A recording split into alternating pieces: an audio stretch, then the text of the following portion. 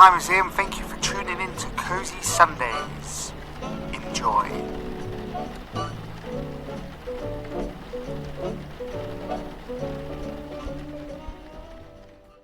Hi guys, welcome back to Cozy Sundays. How are you all? Hope you're well. First off, you may notice there are no ads. That's what I'm trying to do at the moment. And of course everyone knows it's either ads or Patreons that help podcasters. So we will see how this one goes for a while, and hopefully you guys like it. Also, the intro is changing soon, and have you noticed the music's different in the background? If there is any, because I record this then put it on.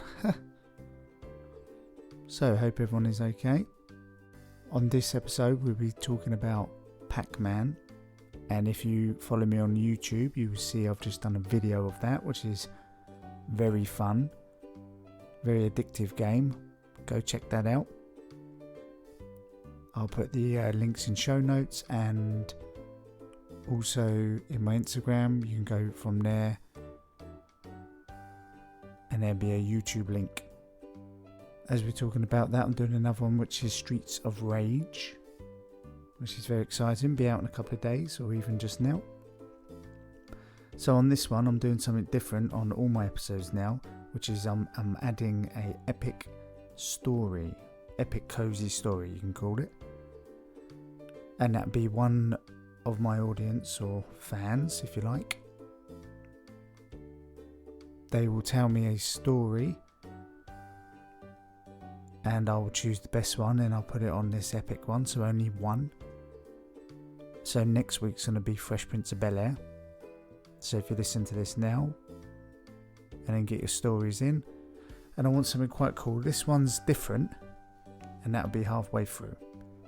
Okay, so without further ado then, my friends, let's go into Pac-Man. So Pac-Man is a maze arcade game developed and released by Namco in 1980. Pac-Man inspired a long series of sequels, remakes and imaginations, and is one of the longest running video game franchises in history. The first of these was Mrs. Pac-Man, which I never played, developed by the American-based General Computer Corporation and published by Midway in 1982. So guys, yeah, there's many of these Pac-Man. The classic, the one I done on YouTube, that's the best one, and in my opinion the only one you should play. So if you play the other ones and then go away, I don't want to talk to you. Joking. So Pac-Man was one of the first games to introduce cut scenes. I mean guys, this is an old game as well. So Pac-Man's action is occasionally interspersed with simple cartoon-like interludes when enormous Pac-Man chases terrified ghosts across the screen. Yes, I remember that, and that is good. Good tunes, very funny. Iwatani, which is a name by the way, he's going to be coming up quite a lot, dubbed these coffee breaks as Imagine Them as a means of incentivizing players to chomp their way to the next scene. Very clever, I like what he's done. And guys, like I say, this is the first one that's ever done it, so he's kind of went out there. So his programmers initially resisted the idea, arguing that the interludes added little to the game. But he ultimately won the battle. Yeah, and I think it paid off. It's something different and it's a good cutscene. You can kind of have a break. So he done well. Another little fact here as well. The game would be nothing without its enemies' AI. So there's another one. So guys, as you know on my podcasts, these short ones are short, but I sometimes talk about the facts and my experiences. So did you know that this game wasn't expected to be a hit? So the first ever Pac-Man machine, then called Puckman, was installed in a Tokyo movie theatre on May the 22nd, 1980. Man, I wasn't even born. 1988 I was born. As Iwatani, that's what I'm saying, hopefully I got his name right, I apologise, and his team had hoped the game was popular with women and the very young. But seasoned gamers, who are more used to the intensity of shooting games, were initially nonplussed. The uncertainty continued when Pac-Man was shown off at a coin-op trade show later that year. Many of the American arcade operators in attendance thought that another Namco game at the show, a driving game called Rally X, this is what everyone thought. And let's pause right there. The driving games and also shooting games were taking over as well then. So this is different completely. So they thought that this would be the more popular of the two to its fast-paced game. Pac-Man was picked up for American distribution by Bally Midway.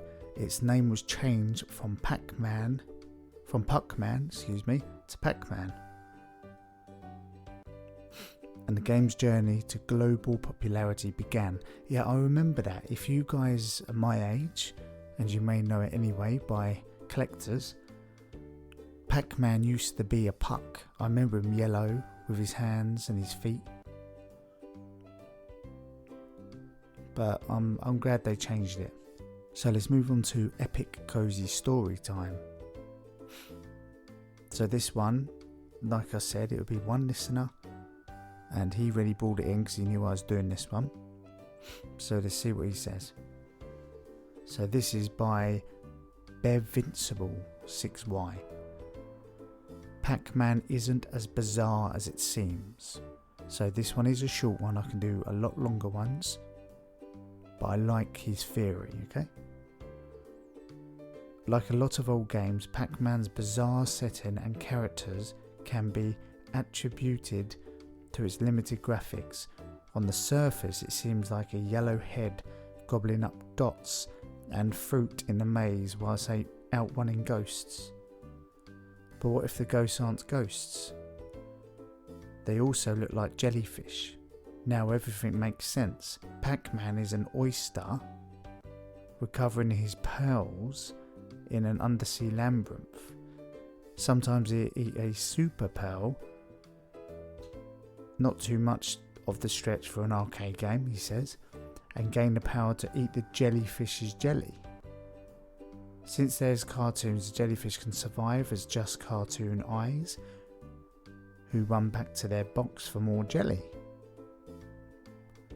I don't have a great explanation for the fruit, except that every arcade game ever has fruit, including ones with spaceships. Now that's the epic short story, but just think about that. That's pretty cool, the way he said that, and it makes sense. Because if you didn't know, Pac-Man is an astronaut, isn't it? And they're aliens. But I prefer that concept. They should have kept that one, or even had that one.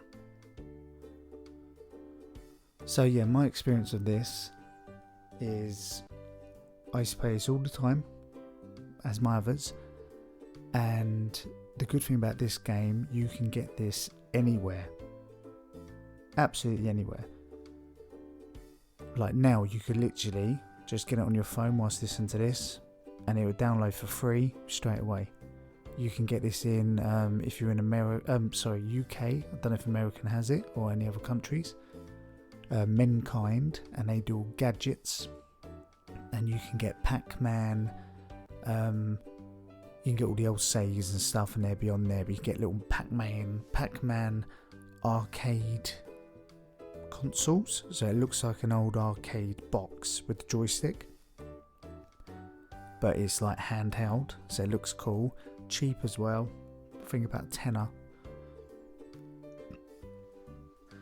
And also, I think a lot of people have seen this on TV. I'd love to have one of these, but expensive.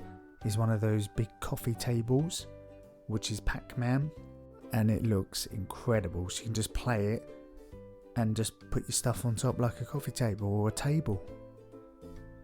So that's pretty fun. And like I say, on my YouTube, it was awesome playing it. I can't wait for you to get back and tell me your scores, because that's what I'm waiting for, because I will get back and I'll do a part 2 and I'll beat your scores. I'm very competitive and that's what I want to achieve. So that's it on this one. Like I say, this is short and I want it to be short, to be honest, because I want to see how you guys think of the different things. Hopefully my mic sounds better. I'm not going to know until it's done, because I've upgraded my mic, so my system's better. I'm on YouTube now. I'm sorting my studio out so I can do live streaming, so you can see me. I've got merch coming, so you can see all that. I can wear some stuff, wear some hats. I want to get you guys involved more, and also I want to do some charity events. And also, once COVID's up and lockdown, then I can do tickets, meet and greets and stuff at game shows and conventions, movies and all that jazz. So there's a lot coming this way. Got a few co-hosts coming. So next week is going to be Fresh Prince of Bel-Air. So send me your story for Fresh Prince, and I want them to be cool, epic, different, like the Pac-Man one there. Maybe you can find an Easter egg, which is a hidden something. DM me or send me a message, email, and I'll see if I can get that on. Even a recording. See what you fancy on that. So that's all on this show, guys. I shall see you next week for Fresh Prince of Bel-Air. Ciao, ciao for now. Bye-bye. Bye-bye.